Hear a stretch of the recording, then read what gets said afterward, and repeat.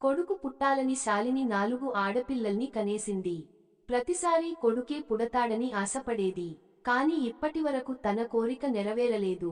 కొడుకు మీదున్న ఆశతో ప్రతిసారీ ఆ భయంకరమైన ప్రసవ వేదనను కూడా భరించేది. శాలిని భర్త కునాల్ చాలాసార్లు ఆమెకు నచ్చజెప్పాడు.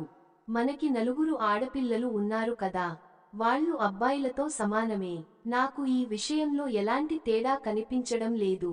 అయినా శాలిని మాత్రం కొడుకు కావాలనే పట్టుదలతో ఉండేది. కునాల్ పదే పదే నచ్చజెప్పడంతో విసిగిపోయిన శాలిని ఒకరోజు ఇలా అంది, వినండి, నాకు 4 అక్కాచెల్లెళ్ళు ఉన్నారు కాని ఒక్క అన్నయ్య గాని తమ్ముడు గాని లేరు.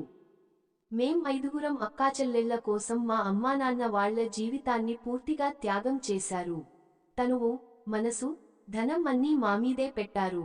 మా భవిష్యత్తుని తీర్చిదిద్దడంలో ఏ లోటు చేయలేదు. మేమందరం పెళ్లి చేసుకుని అత్తారింటికి వెళ్ళిపోయాం. ఒంటరిగా అమ్మానాన్న మాత్రమే మిగిలారు. మేం కోరుకున్నా కూడా వాళ్ల వృద్ధాప్యంలో ఊతకర్రలా నిలబడలేకపోయాం. మేం 5గురు ఆడపిల్లల్లో వాళ్లకి ఒక కొడుకు ఉండుంటే వాళ్లకి ఈ దుస్థితి వచ్చేది కాదు. వాడు వాళ్ల వృద్ధాప్యానికి ఖచ్చితంగా ఆసరా అయ్యేవాడు. అందుకే నాకు కొడుకు కావాలి. అప్పుడు మా అమ్మానాన్నలాగా మేం ఒంటరి వాళ్లం అవ్వం. ఈ 4 అత్తారింటికి వెళ్ళిపోయాక ఒక రోజు కోసం వాళ్లని పిలవాలన్నా వాళ్ల మామగారు, భర్త అనుమతి తీసుకోవాలి. వాళ్ళు పంపిస్తారో లేదో అది వాళ్ల ఇష్టం మీద ఆధారపడి ఉంటుంది. శాలిని మాటలు విన్న కునాల్ మళ్లీ ఆమెకు నచ్చజెప్పడానికి ప్రయత్నిస్తూ ఇలా అన్నాడు, శాలిని, ఇప్పుడు కాలం మారింది. ఇప్పుడు అలా ఉండదు. అలా జరగదు. లేదు జీ, ఇది ఎప్పుడూ మారదు. ఇది నిజం. మేం పెంచుతాం, పోషిస్తాం, చదివిస్తాం. కాని అధికారం మాత్రం అత్తగారింటి వాళ్లదే అవుతుంది. గుర్తు చేసుకోండి. నన్ను పిలవడానికి మా అమ్మ మీ అమ్మను అడిగేది కదా, మళ్ళీ అది కూడా గుర్తు చేసుకోండి. ఆమె నన్ను ఎన్నిసార్లు సంతోషంగా పంపింది. అరే, ఎన్నిసార్లైనా పంపినా 2 మాటలు వినిపించే పంపింది. ఇప్పటికీ నాకు గుర్తుంది ఎన్నిసార్లు మా అమ్మ కళ్ళలోంచి నీళ్లు వచ్చాయో. కునాల్ తన భార్య మాటలు విని మౌనంగా ఉండిపోయాడు. శాలిని తన ప్రయత్నాన్ని వదలలేదు. చాలా పూజలు చేసింది. చాలా దేవాలయాల చుట్టూ తిరిగింది. చివరికి భగవంతుడు ఆమె మొర విన్నాడు. శాలిని కోరిక నెరవేరింది. ఆమె ఒక కొడుకుకు జన్మనిచ్చింది. ఇంట్లో డోలక్, మంజీరాలు మోగడం మొదలుపెట్టాయి. 4 అక్కాచెల్లెళ్ళు కూడా తమకు ఒక తమ్ముడు దొరికాడని చాలా సంతోషించారు. కాలం గడిచిపోయింది. పిల్లలందరూ పెద్దవాళ్లు అవుతున్నారు. ఒక్కొక్కరిగా 4 ఆడపిల్లల పెళ్లి అయింది. కొన్ని సంవత్సరాల తర్వాత కొడుకు చిరాగ్ వంతు వచ్చింది. అతని పెళ్లి కూడా అయింది. అతని భార్య ప్రియాంక తన తల్లిదండ్రులకి ఒక్కగానొక్క కూతురు. అన్నింటికంటే మంచి విషయానికి ఏమిటంటే శాలిని తన కోడలు ప్రియాంకను అచ్చం తన కూతురిలాగే చూసుకునేది.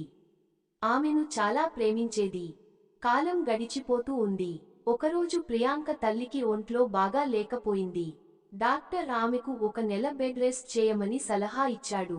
అప్పుడు ప్రియాంక తండ్రి శాలిని గారికి ఫోన్ చేసి ఇలా అన్నారు, అమ్మగారు, 1 నెల రోజుల కోసం ప్రియాంకను ఇక్కడికి పంపిస్తారా? ఆమె అమ్మకి ఒంట్లో బాగా లేదు. డాక్టర్ బెడ్ రెస్ట్ చేయమన్నారు. ప్రియాంక వస్తే సహాయం అవుతుంది. ముక్కు మొహం చిట్లించి శాలిని గారు ఇలా జవాబిచ్చారు, సంబంధీకులు 2-3 రోజుల మాట అయితే నేను ఆమెను ఖచ్చితంగా పంపేదాన్ని. కానీ 1 నెల ఆమె లేకుండా మా ఇంట్లో ఆకు కూడా కదలదు. పక్కనే కూర్చున్న కునాల్ శాలిని అలా ప్రవర్తించడం చూసి ఆశ్చర్యంగా ఆమె వైపు చూస్తున్నాడు. ఫోన్ పెట్టేసి కునాల్ కళ్ళలోకి చూసేసరికి శాలిని చూపులు దానంతట అదే కిందకి వాలిపోయాయి. అప్పుడు కునాల్ శాలిని చేతిలోంచి ఫోన్ లాక్కుని మళ్లీ సంబంధీకులకి ఫోన్ చేసి ఇలా అన్నాడు, సంబంధీకులు, మీరు చింతించకండి. నేను ఈరోజు సాయంత్రానికల్లా ప్రియాంకను మీ దగ్గరికి పంపించేస్తాను. మీ ఆవిడకు ఆరోగ్యం కుదుటపడే వరకు ఆమెను అక్కడే ఉంచుకోండి. ఆమె బాగా కోలుకున్నాక మేం కోడలిని తీసుకువెళ్తాం. అప్పుడు ప్రియాంక తండ్రి ఇలా అన్నారు, అయ్యా, చాలా చాలా ధన్యవాదాలు. మా కష్టం అర్థం చేసుకున్నందుకు. అరే సంబంధీకులు, ధన్యవాదాలు ఎందుకు? ప్రియాంక మీ కూతురే కదా.